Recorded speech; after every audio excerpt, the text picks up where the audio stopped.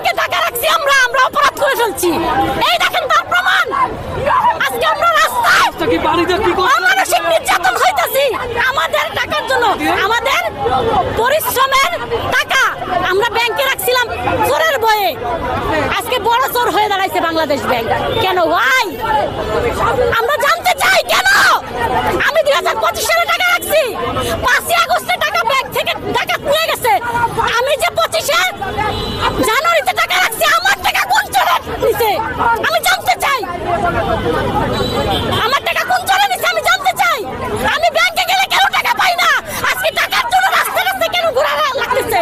কেন আজকে টাকার জন্য বাংলাদেশ ব্যাংকে আসছি, কেন এরকম নির্যাতিত হওয়া লাগছে?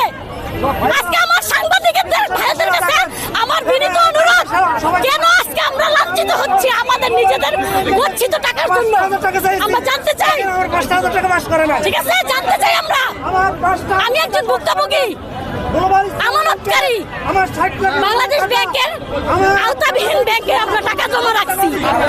প্রিয় দেশবাসী, আপনারা দেখেন, আমি এইমাত্র গ্লোবাল ইসলামী ব্যাংক মতিঝিল শাখায় গেছি।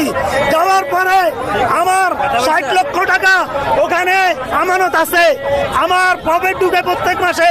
আমার ইন্স্যুরেন্সের টাকা পাও না, আমার লাভের টাকা পাও না, আমার আমানতের টাকা পাও না, আমার কোনো টাকা দিচ্ছে না।